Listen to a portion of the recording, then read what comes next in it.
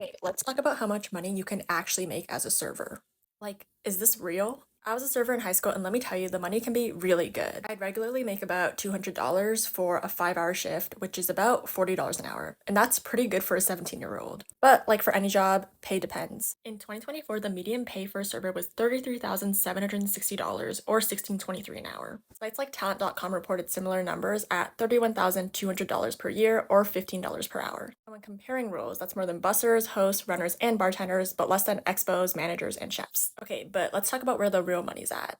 Tips. Let's be honest, tips are a huge part of a server's income. In the US, the federal minimum wage for tip employees is $2.13. So that's if you're tipped enough to get you to the minimum wage of $7.25 an hour. Otherwise, the restaurant has to cover the difference. Keep in mind, this also can vary greatly depending on your state. Different states have different laws. For instance, in California, you have to make $16.50 as your base pay. And then you can make tips on top of that if your restaurant allows. And of course, as a server, you're probably going to be paid hourly, which means inconsistent income. Some nights you might leave rich, and some nights you might leave with free breadsticks. The flexibility can be so great. For example, it was such a great job for me in high school specifically because I was only working one shift a week on the weekend, and I was still able to make decent money. As a server, there's always ways you can make more money, such as upselling higher ticket items, choosing the right restaurant, and of course, picking up more shifts.